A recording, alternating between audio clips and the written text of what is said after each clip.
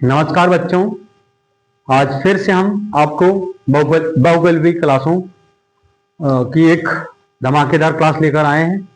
इसमें आपको हम 20 प्रश्न बताएंगे। इससे पहले भी हमने कल एक 20 प्रश्नों की क्लास हमने बताया था। तो हम अब प्रारंभ करते बिना देरी करते हुए।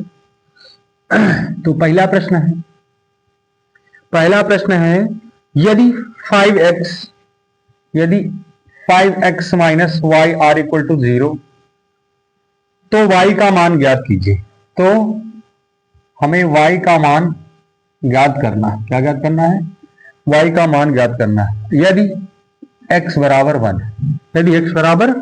है तो हमें पता है कि यहाँ पर x बराबर 1 है, तो यहाँ पर हम समीकरण को संतुष्ट करा देंगे। तो यहाँ पर x के स्थान पर रखेंगे तो 5 into 1 minus Y are equal to 0। तो 5 का मल्टीप्लाई 1 में करेंगे तो 5 1 5 minus Y are equal to 0। अब हम y का पक्षांतर करेंगे तो y इधर माइनस तो उधर जाएगी तो प्लस। तो इस तरीके से y का मान कितना आ जाएगा? y बराबर 5 आ जाएगा। इस तरीके से इसका ऑप्शन जो आ जाएगा वो सी आंसर इसका आ जाएगा। तो पहला प्रश्न हमने आपको बता दिया। तो इस पहले प्रश्न का आंसर क्या आ जाएगा? सी आ जाएगा। कितना आ जाएगा? सी आ जाएगा।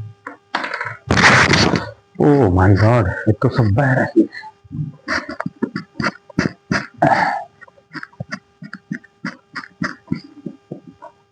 प्रश्न नंबर दो में क्या कह रहा है? यदि किसी वृत्त की त्रिज्या 2.1 सेंटीमीटर है तब उसका क्षेत्रफल क्या होगा?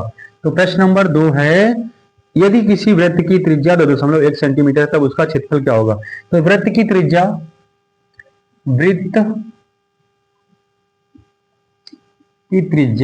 r बराबर 2.1 सेंटीमीटर है। तो हमें क्या ज्ञात करना है? इस वृत्त का क्षेत्रफल ज्ञात करना है। तो वृत्त का क्षेत्रफल क्या होता है? वृत्त का जो क्षेत्रफल होता है एरिया पाई आर स्क्वायर होता है। पाई का मान 22/7, आर स्क्वायर का मतलब 21 गुणे 21, क्योंकि हम इसको आसानी से लिख सकते हैं ताकि काटने में आसानी हो। तो 21 गुणे 2.1 गुणे 2.1। यहाँ पर हम इसको अगर काटना चाहते हैं तो पहले तो हम क्या करेंगे? दशमलव हटा लें। यहाँ दशमलव हटाएंगे, यहाँ एक 10 आ जाएगी, यहाँ दशमलव हटाएंगे तो एक 10 इधर आ जाएगी। अब यहाँ पर हम इसको काट दें। 7 3 21, कितना बचा? 22 गुणे 3 1 3 3 दूनी 6 बटे कितना? 100 आ जाएगा। कितना आ जाएगा?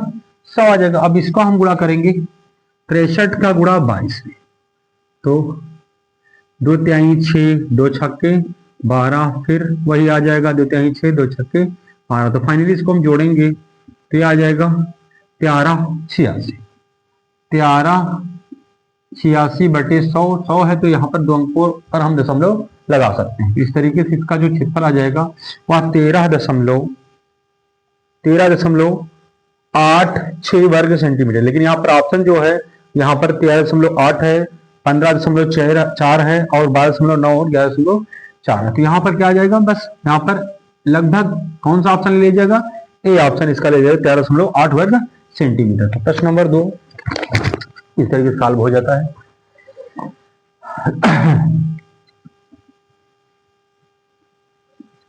अब प्रश्न नंबर 3 क्या? प्रश्न नंबर 3 क्या है? यदि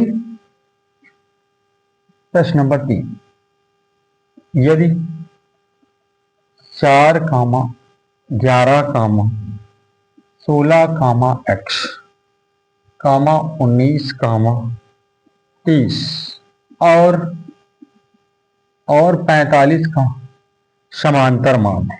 45 का समांतर मान है।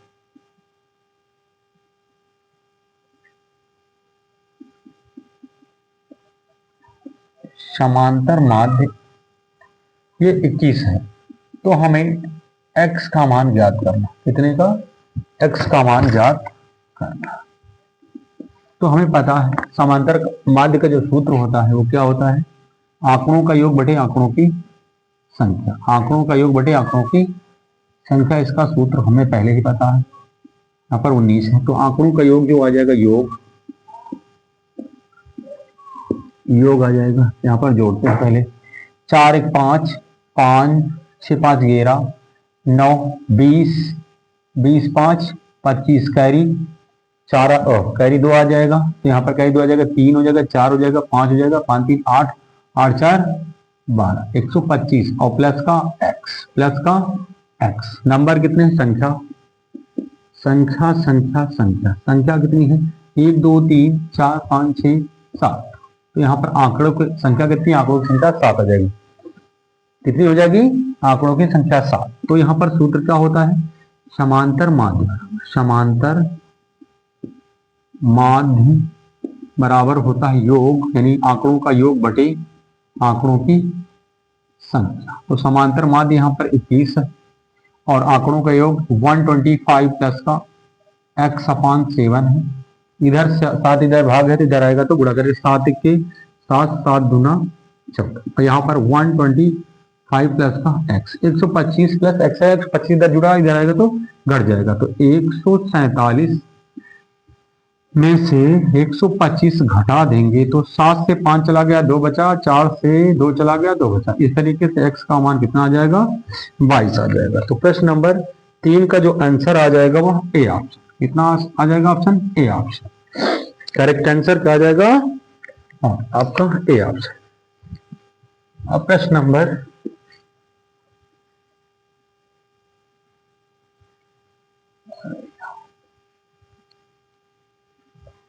Oh my God.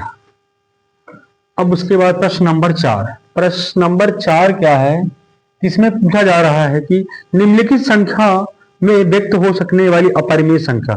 तो यहाँ पर अपरिमेय संख्या में जो आपका डी ऑप्शन है वो पूरी तरीके से स्पष्ट है कि क्योंकि डी ऑप्शन में जो संख्या दी है वो √2 दी रखी है। तो हमें पता है कि वही ऑप्शन हो सकता है अपरिमेय संख्या जिनमें संख्याएं रूट में है और उनका वर्गमूल पूर्णांक में नहीं निकल सकता। जिस तरीके से √2 है इसका पूर्णांक में वर्गमूल नहीं निकल सकता और ये तो इस तरीके से क्या हो जाएगी? अपरिमेय संख्या। बाकी ऑप्शन जो है वो पूर्णांक संख्या अर्थात परिमेय संख्या p अपान के रूप में व्यक्त है और पूरी तरीके से अंडर रूट से मुक्त है। तो यहाँ पर आपकी क्या हो जाएगी? हमें पहले ही बता दिया कि जो अंडर रूट संख्या है, जो अंडर रूट में संख्याएं होती है, अंडर रूट की जो संख्या होती है उनका जोड़ हो, गुणा हो, भाग हो, उनमें क्या आता है? वो सदैव परिमेय संख्याएं होती। तो यहाँ पर देख रहे हैं एक परिमेय संख्या एक अपरिमेय संख्या, इनका गुणा भाग क्या होगा? जो गुणा भाग जोड़ जो भी होगा वो सब अपरिमेय संख्या होता है। तो यहाँ पर डी ऑप्शन आ जाएगा। इसका क्या आ जाएगा? डी ऑप्शन करेक्ट आंसर आ जाएगा। अब कह रहा है 5। प्रश्न नंबर 5 क्या है? हाँ 5 यदि एक सम के आधार की परिधि 33 मीटर हो तब सम की त्रिज्या ज्ञात कीजिए। तो सम के आधार की परिधि कितनी है? ये परिधि है, परिधि का मान कितना है? जो भी हो यहां पर दिया है 35। परिधि कितनी है? परिधि दे रखा है 33 मीटर। हमें ज्ञात क्या करना है? रेडियस। हमें पता है जो सम की परिधि है कैसे है? पहली बात तो सम की आकृति जो आधार है वो आधार जो है वृत्ताकार है। तो वृत्ताकार की परिधि क्या होती है? परिधि बराबर 2πr। 2πr बराबर 33। यहाँ पर हमें पता है पाई का मान 22/7 होता है, गुणे r बराबर 33। 11 दूना 22 गिरते हैं 33। तो यहाँ पर कितना बचा? 2 दूनी 4/7 गुणे r बराबर कितना बचा? 3 बार गया 3 बचेगा। तो यहाँ पर 7 भाग में जो गुणा करेगा, ये 4 इधर गुणा उधर भाग, तो r बराबर 7 3 30/4। इसको हम पहले देख ले किस तरीके से, तो इसी तरीके से देखते हैं। इस तरीके से इसका आंसर जो आ जाएगा वो 21/4 मीटर आ जाएगा सम की त्रिज्या। तो ऑप्शन यहाँ पर क्या है आपका? B option. बी ऑप्शन में दे रखा है क्या? 21/4 मीटर। तो आपका 5वां सवाल भी हल हो जाता है।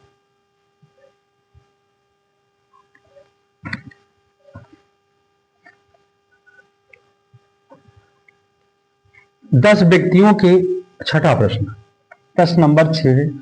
10 व्यक्तियों के भार का समांतर माध्य 10 व्यक्तियों के भार का समांतर माध्य 45.6 किलोग्राम है। उनके भारों का योग।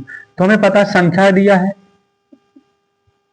संख्या 10 है और उनके भारों का माध्य, जिसे कहते हैं समांतर माध्य, समांतर माध्य जो दे रखा है वो समांतर माध्य है 45.6 किलोग्राम।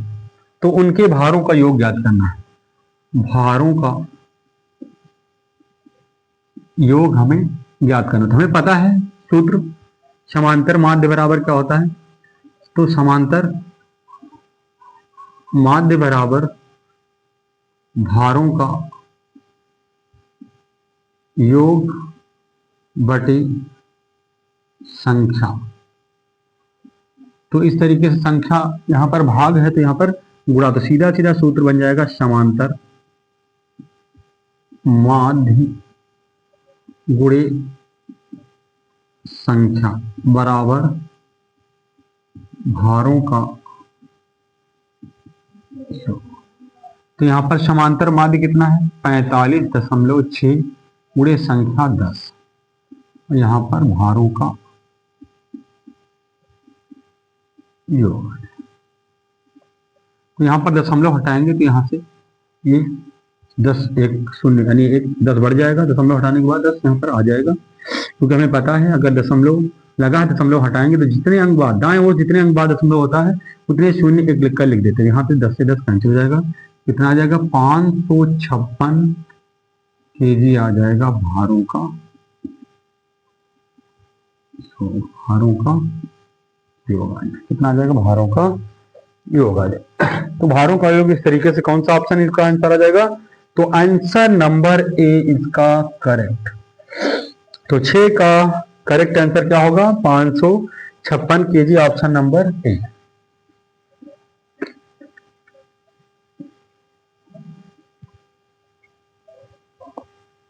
अब प्रश्न नंबर 7। प्रश्न नंबर 7 क्या है, कह रहा है दिया है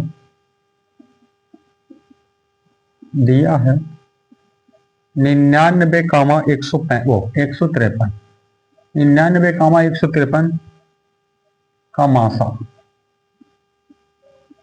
मासा जो दे रखा है वो 9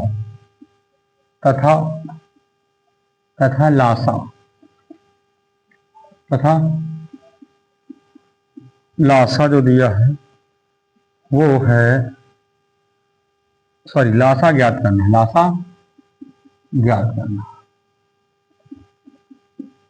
तो हमें सूत्र पहले से हमने बता दिया था कि जब दो संख्याएं दी हो और लासा मासा में से एक दिया हो तो उनमें से एक का मान ज्ञात करना होगा। तो क्या है, दो संख्याएं दी हैं, मासा दिया है, हमें लासा ज्ञात करना। तो हमें पता था सूत्र लासा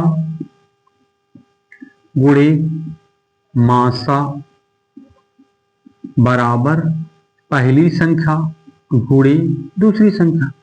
तो यहां पर हम देखते हैं लासा हमें ज्ञात करना,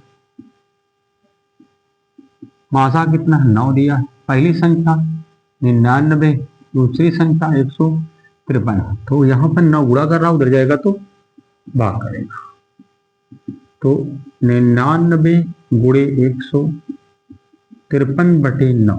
तो 9 का पहाड़ा 11 में जाएगा, 99 में जाएगा तो 11 बार, कितने बार 11, और फिर इसके बाद 11 गुणा करेंगे 53 में, तो कितना जाएगा, गिरते ही 33 कैरी आया 3, 11 पचे 55, 3 58 कैरी 5 और 11 21, 11 11 5 16, 1683। इस तरीके से लासा हमारा जो आ जाएगा वो कितना आ जाएगा 1683 हो जाएगा, क्या आ जाएगा 1683। तो यहाँ पर जो 7वें का जो आंसर होगा करेक्ट वो है डी ऑप्शन, क्या आ जाएगा डी ऑप्शन।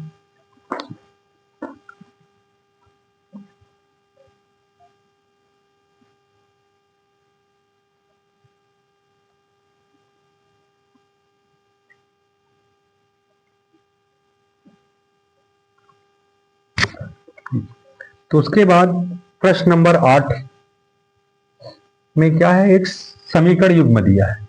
समीकरण युग्म x माइनस वाई बराबर 2 और 6x माइनस 2y बराबर 3 युग्म के हल होंगे। तो हल होंगे यहाँ पर हल कर लेंगे। यहाँ पर पहली बार इक्वेशन नंबर 1, इक्वेशन नंबर 2 यानी समीकरण 1 और समीकरण 2 से हमें क्या ज्ञात करना है, x और y के मान, अर्थात इनके हल हमें ज्ञात करना है। तो हम क्या करेंगे, इसमें हम 2 से गुणा कर दें, क्या कर दें विलोपन विधि का इस्तेमाल कर रहे हैं, विलोपन विधि लगाते। तो यहाँ पर लगाएंगे तो क्या आ जाएगा, 2 1 के 2x माइनस 2 1 के 2y और 2 दूनी 4। और यहाँ पर क्या कुछ नहीं, एक गुणा दिखा दें, क्योंकि हमें पता विलोपन विधि में क्या करना होता है, जिस भी चर को हमें गैप करना होता है उसकी गुणांक बराबर करेंगे। हम y को गैप करना चाहते हैं तो यहाँ पर y गुणांक बराबर करेंगे। एक से गुणा करने पर कोई इफेक्ट नहीं पड़ता, जो को क्यों लिख देंगे। तो इक्वेशन हो जाएगा 3rd, ये इक्वेशन आ जाएगा 4th। तो हम लगाएंगे यहाँ पर विलोपन विधि। विलोपन विधि में क्या होता है कि समीकरण, नीचे वाले समीकरण के हम चिन्ह बदल देंगे। क्या करेंगे, समीकरण नीचे वाले के हम चिन्ह बदल देंगे। तो यहाँ पर प्लस है 6x, निगेटिव हो जाएगा, ये आपका निगेटिव है, ये प्लस हो जाएगा, ये भी आपका प्लस है, ये निगेटिव हो जाएगा। तो यहाँ पर प्लस का 2y माइनस का 2y घट जाएगा। तो उसके बाद यानी यहाँ लिखेंगे घटाने पर, क्योंकि चिन्ह जिसकी गैप करना होता है उसके चिन्ह समान है, तो घटाने पर, और असमान है तो जोड़ने पर। तो घटाने पर लिखेंगे, घटाने पर। तो यहाँ पर माइनस 6x में से आपका 2x चला गया, तो माइनस का 4x, और यहाँ पर कितना बचा 1। तो यहाँ पर x की वैल्यू आ जाएगी माइनस का 1/4 आ जाएगा, माइनस का 1/4 आ जाएगा, माइनस का 1/4 आ जाएगा। कितना है, x माइनस वाई बराबर 2 और 6x माइनस 2y बराबर 3। तो यहाँ पर फिर से देख रहे हैं, हल करके इसको एक y का मान निकाल लें फिर हल। तो यहाँ पर x के समीकरण 1 में रखने पर यहाँ पर लिख देंगे समीकरण 1 में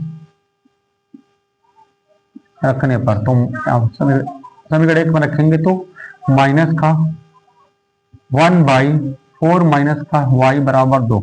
ये -1/4 इधर प्लस उधर जाएगा तो नेगेटिव, 2 प्लस का 1/4, 4 दूनी 8 1 9, यहाँ पर 8/4, यहाँ से निगेटिव उधर जाएगा तो ये वाला निगेटिव उधर भेज देंगे ऋणात्मक चिन्ह। तो यहाँ पर कितना है, माइनस का 9/4 आ जाएगा। तो हम देख रहे हैं यहाँ पर कोई भी ऑप्शन इस तरीके का नहीं है जिसमें से x बराबर -4 हो, y बराबर -9 हो। तो यहाँ पर ऑप्शन क्या आ जाएगा, 8वें का आंसर क्या आ जाएगा, डी आ जाएगा। क्या आ जाएगा, डी आ जाएगा। इस तरीके से 8वें का कौन सा आंसर आ जाएगा, डी आ जाएगा।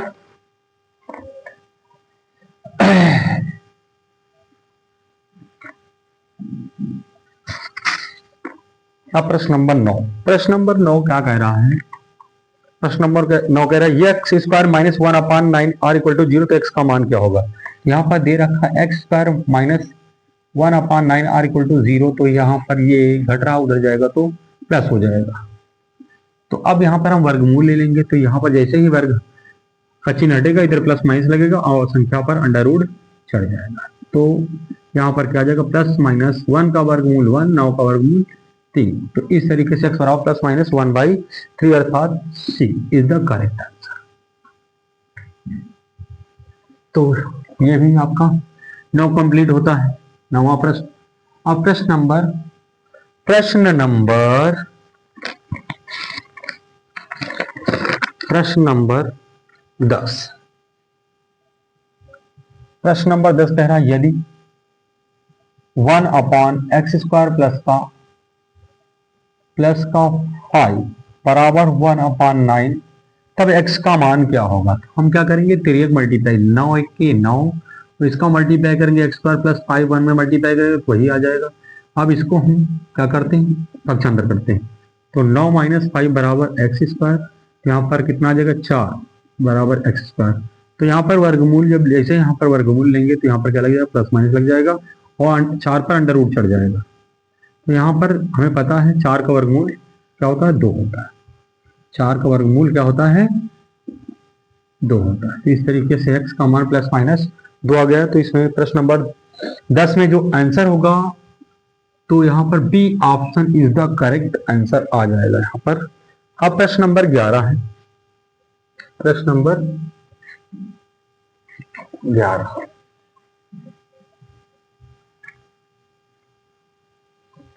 प्रश्न नंबर 11 क्या कह रहा है, प्रश्न नंबर 11 देखते हैं। तो प्रश्न नंबर 11 कह रहा है आंकड़े दिए हैं 15, 18, 24 का हमें एलसीएम ज्ञात करना। तो हम तुमको बताएंगे अभाज्य गुणनखंड विधि द्वारा एलसीएम ज्ञात करना। तो लिखेंगे 15 के पहले फैक्टर करेंगे तो हमें पता 3 का 15 का फैक्टर 3 बचे 15 3 गुणे 5 होता है। इसी तरीके से हम 18 का फैक्टर करते हैं। क्या 18 का फैक्टर करते हैं? 18 क्या फैक्टर होगा? 2 कहीं 6 त्रिक 18 आ जाएगा। और इस प्रकार से 24 का जो हम फैक्टर करेंगे 2 दूनी 4 दूनी 8 त्रिक 24। जैसे ही हमने देखा यहाँ पर फैक्टर हो गए तो इनको हम अभाज्य गुणनखंड के रूप में व्यक्त करेंगे। पहले यहाँ पर 2 की पावर 1 गुणे 5 की पावर 1। इसी तरीके से हम यहाँ लिख सकते हैं 2 गुणे 2 एक बार है तो 1 पावर और 3 2 बार है तो 2 पावर। इसी तरीके से यहाँ पर 2 3 बार 2 की पावर 3 और 3 की पावर 1। अब यहाँ पर हम देखते हैं कि एलसीएम में हमने बताया था एलसीएम में क्या करना होता है। एलसीएम में हमें क्या करना होता है, देखना है कि कितने फैक्टर हैं। तो इन तीनों आंकड़ों में जो फैक्टर है 2 है 3 है 5 है। तो 3 फैक्टर दे रखे। कितने फैक्टर दे रखे टोटल? 2 है 3 है 5। तो 2 3 5 सॉरी 2 3 5 फैक्टर हैं। तो हम देखेंगे एलसीएम ज्ञात करते समय देखेंगे सबसे बड़ी पावर। तो 2 की सबसे बड़ी पावर कितनी है? 3। 2 की पावर 3 आ जाएगा। एलसीएम में सबसे बड़ी घात लेते हैं और एचसीएफ या मासा में सबसे छोटी घात। वो भी उसमें छोटी घात तो लेते हैं लेकिन ओभेनिस्ट फैक्टर की छोटी घात। इसमें जो लासा में होता है उसमें ये जरूरी नहीं, कॉमन जरूरी नहीं होता। इसमें बस देखते कितने फैक्टर हैं और उन फैक्टरों की सबसे बड़ी पावर ले लेते हैं। तो यहाँ पर देखा 2 की सबसे बड़ी पावर 3 है और 3 की सबसे बड़ी पावर जो है 2 है और 5 तो एक है फैक्टर, तो यहाँ ले लेंगे। तो हम यहाँ पर देखते हैं कि 2 की पावर 3 का मतलब 8 हो जाएगा। यहाँ पर 3 की पावर 2 मतलब 3 तरफ का 9 हो जाएगा। यहाँ पर 5 और 5 अट्ठे 40 यानी 5 के गुणा अगर हम 8 में करेंगे 40 आ जाएगा और 9 बचा 9 चौको 36। इस तरीके से एलसीएम कितना आ जाएगा? 11 नंबर प्रश्न का जो एलसीएम आ जाएगा 360। तो प्रश्न नंबर 11 का आंसर आ जाएगा डी। 11 का करेक्ट आंसर डी होगा।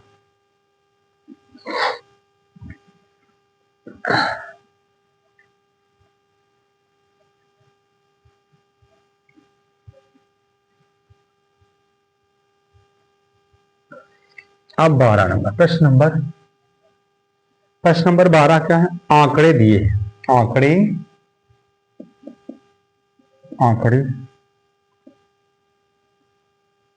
10 11 17 19 12 15 19 20 19 और 17 तो हमें क्या ज्ञात करना है? इन आंकड़ों का बहुलक ज्ञात करना है। तो यहाँ पर बहुलक का मतलब जिस भी संख्या की आवृत्ति या बारंबारता सर्वाधिक है। हम देख रहे हैं यहाँ पर 19 जो है 19 एक बार 2 बार 3 बार। 17 यहाँ पर एक बार 2 बार। तो हम यहाँ पर देख रहे हैं कि आंकड़े में 19 जो है सबसे ज्यादा बार है। 19 की बारंबारता सबसे ज्यादा बार। तो आंकड़ों में जिस भी संख्या की आवृत्ति या बारंबारता सबसे ज्यादा बार होती है वही क्या होता है? उस आंकड़ों का बहुलक। हम लिखेंगे चूंकि 19 की बारंबारता सर्वाधिक क्या है? सर्वाधिक है, इसलिए आंकड़े का बहुलक, आंकड़ों का बहुलक 19 होगा। इसका करेक्ट आंसर क्या होगा? ऑप्शन, हाँ इसका करेक्ट आंसर जो होगा 12 नंबर प्रश्न का जो हो जाएगा आपका D option. D option is the correct answer. इसका बहुलक हो जाएगा।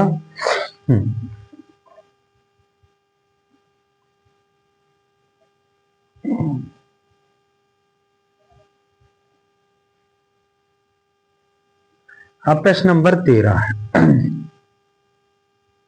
प्रश्न नंबर 13, ए ओ बी सी एक आयत है जिसके 3 शीर्ष दिए हैं। अब एक आयत है इस तरीके से हम मान लेते हैं और उसके 3 शीर्ष दे रखे हैं। मान लिया ए ओ बी सी, ए ओ बी सी, ए ओ बी सी। यहाँ पर ओ के कोऑर्डिनेट है 0, 0 है। उसके बाद बी के कोऑर्डिनेट कहाँ है? यहाँ पर 5,0 और किसके दे रखे ए के कोऑर्डिनेट, ए के कोऑर्डिनेट ए कामा सॉरी 0,3 0,3 है। तो इसका विकर्ण ज्ञात करना है, इसका विकर्ण। तो विकर्ण के लिए हमें केवल ये चाहिए, यानी विकर्ण का मतलब यहां पर हम कह सकते हैं ए बी के बीच की दूरी, विकर्ण बराबर ए बी की दूरी। विकर्ण जो होगा, आयत का विकर्ण जो होगा ए बी विकर्ण बराबर ए बी की दूरी। तो हमने पिछली क्लास में बताया था दो बिंदुओं के बीच की दूरी का सूत्र क्या होता है। तो x1 माइनस x2 का whole square plus y1 minus y2 का होल स्क्वायर। यहां पर जो आ जाएगा आपका यहां पर x1 y1 x2 y2, x1 y1 x2 y2। तो x1 यहां पर 0 है, माइनस x2 5 है, प्लस y1 आपका 3 है, माइनस y2 क्या है 0 का होल।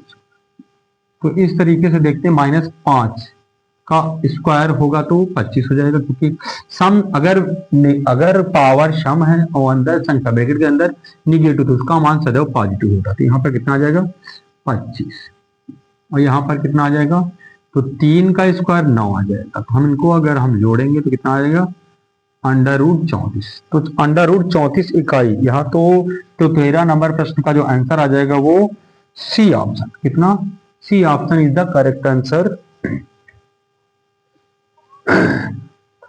अब प्रश्न नंबर 14,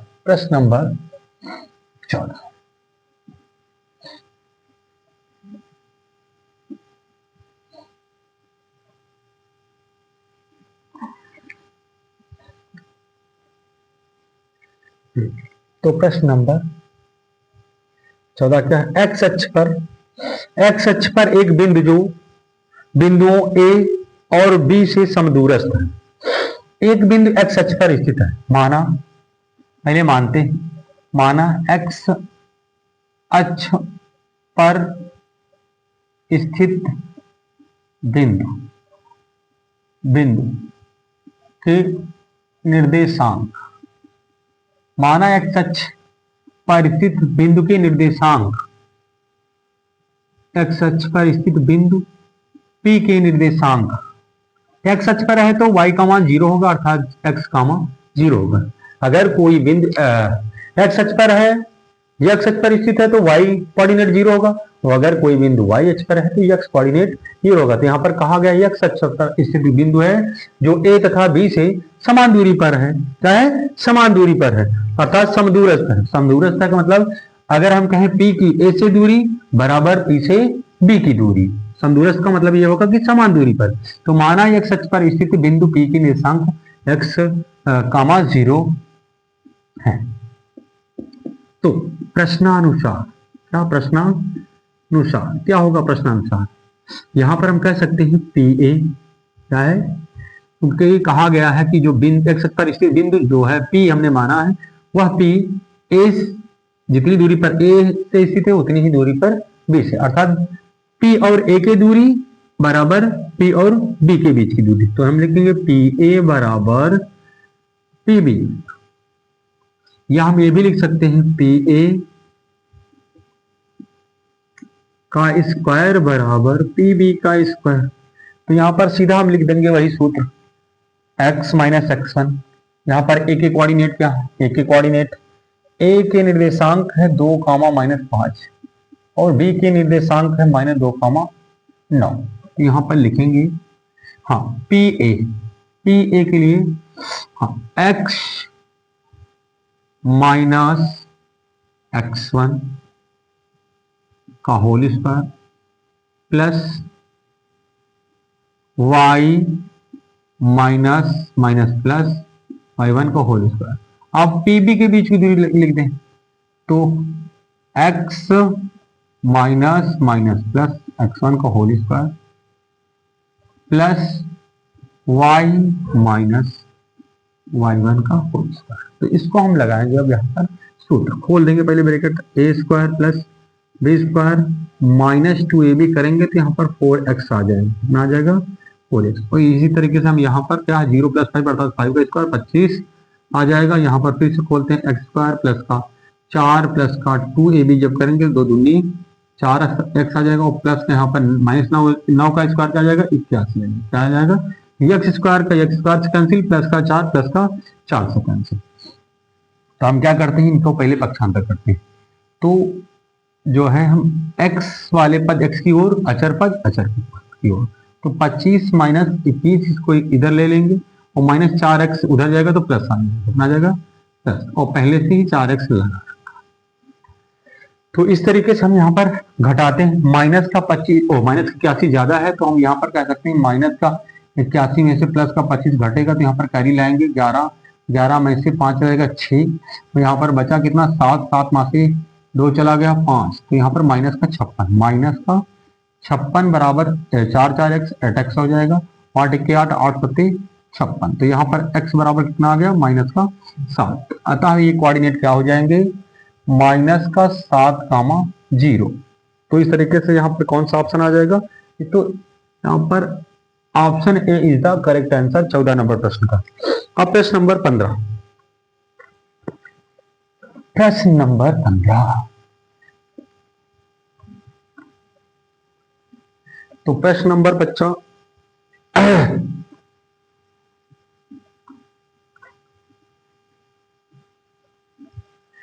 प्रश्न नंबर 15 जो कह रहा है उसमें टेग्नामेट्री का सवाल है, कोई दिक्कत नहीं। यहाँ पर इस पिछली क्लास में भी हमने इस तरह के प्रश्न बनाए। 2 tan 30 upon 1 minus tan square 30।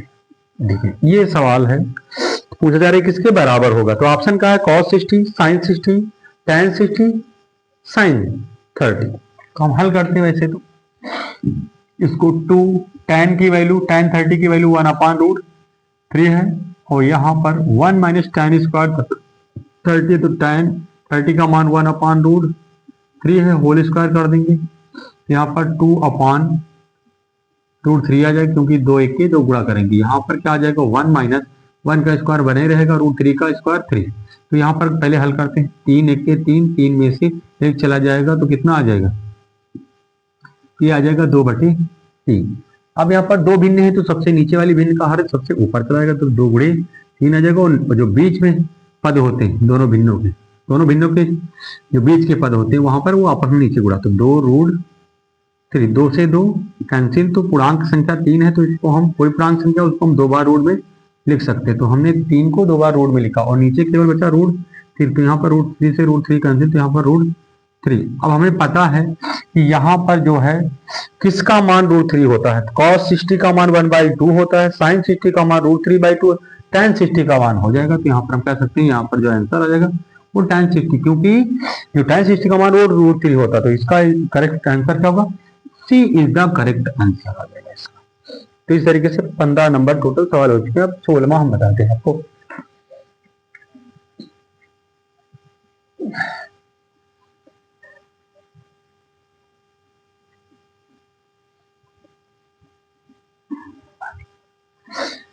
तो प्रश्न नंबर 16 देखते हैं। फिर यहां पर दिया है साइन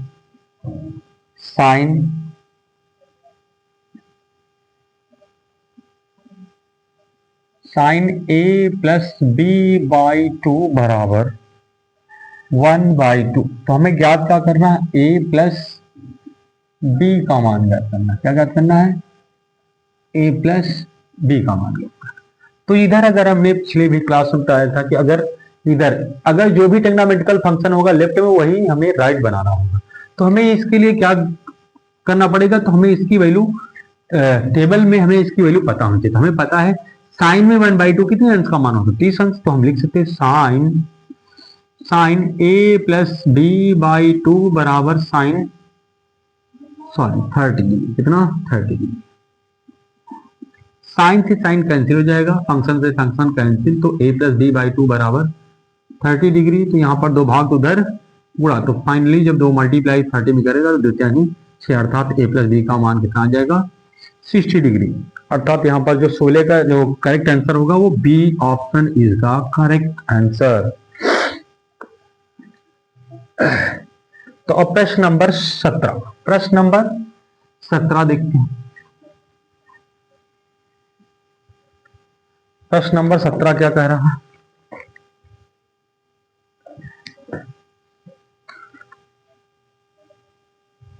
प्रश्न नंबर 17 है बिंदु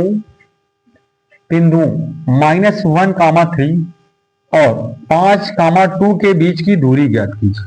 तो बीच की दूरी का सूत्र क्या होता है? बीच की दूरी का सूत्र होता है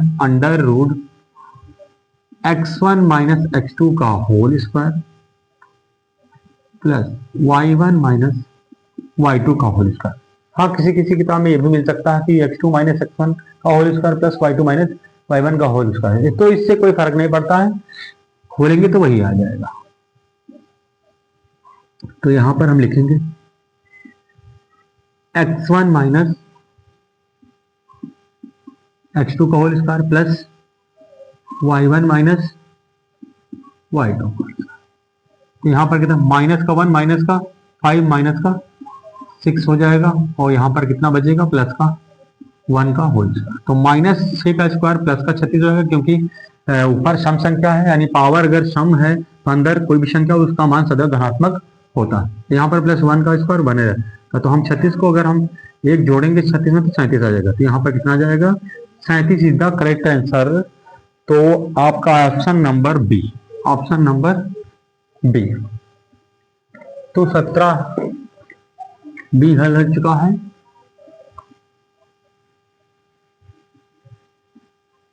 अब प्रश्न नंबर 18, प्रश्न नंबर 18 जो है यहां पर कह रहा है sin 90 बटे cosec 90। तो हमें पता है यहां पर टेबल का मान पता होना चाहिए। टेबल में साइन का मान भी 1 होता है और cosec का मान भी 90 पर 1 होता है। तो 1/1 बराबर क्या आ जाएगा, 1 आ जाएगा। तो इस तरीके से यहां पर जो 18 का करेक्ट आंसर होगा वो बी ऑप्शन, क्या आ जाएगा, B option is the correct answer.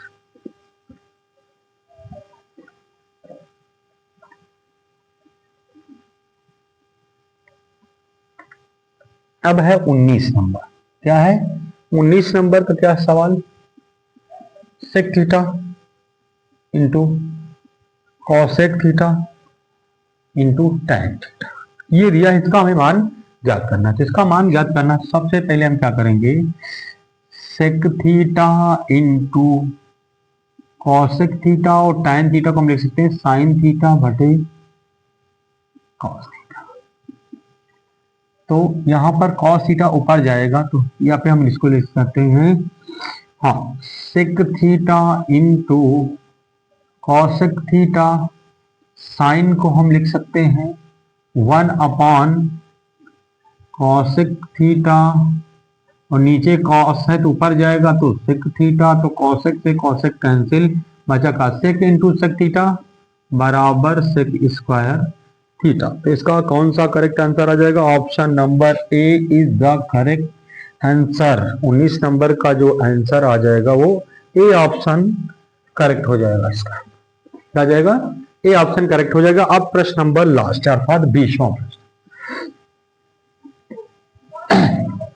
प्रश्न नंबर 20। प्रश्न नंबर 20 का जो है सवाल कह रहा है, यदि 5, 10, 15, 8, 20, 35 और 40 का समांतर माध्य 21 हो, यानी कुछ आंकड़े दिए, आंकड़े क्या दिखे, 5, 10, 15 और 20, 35, 40 कितने हैं, 1, 2, 3, 4, 5, 6, 7, 1, 2, 3, 4, 5, 6, 7, 7 आंकड़े, इनका समांतर माध्य, समांतर माध्य कितना दिया है, समांतर माध्य दिया है जो 21 दिया है। तो हमें आर का मान ज्ञात करना है, क्या ज्ञात करना, हमें आर का मान ज्ञात करना है। तो कोई दिक्कत नहीं यहाँ पर आर का मान ज्ञात करने के लिए, तो हम क्या करेंगे, वही चीज, माध्य बराबर आंकड़ों का योग बटे संख्या, सूत्र होता है माध्य कितना है, 21 है, आंकड़ों का योग यहाँ पर जोड़ लें, हाँ, तो यहाँ पर आ जाएगा 15, 15, 10, 5, 15, 10 5 15, 15 15 30, 30 20 50, 50 40 90 और 90 35 125, कितना आ जाएगा 125। और यहाँ पर आर है तो इसको सदैव अलग ही जोड़ेंगे, चर को अलग जोड़ेंगे। और बटे संख्या कितनी 1 2 3 4 5 6 7, 7 यहाँ पर लिख देंगे। 7 1 7, 7 दूनी 14, यहाँ पर 125 क्या है प्लस में है, तो यहाँ पर 125 प्लस हो जाएगा तो घट जाएगा, तो 147 माइनस 125 अर्थात 125, तो घटाएंगे तो 7 में से 5 रहेगा 2, 4 में से 2 रहेगा 2, तो यहाँ पर कुल मिला के आर की वैल्यू कितनी आ जाएगी 22। तो इसका आंसर क्या आ जाएगा, 20वें प्रश्न का जो आंसर आ जाएगा B option is the correct answer. तो इस तरीके से आपके पूरे सवाल 20 के 20 प्रश्न हल होते हैं। अब हम इस क्लास को यहीं पर समाप्त करते हैं। जय हिंद, नमस्कार।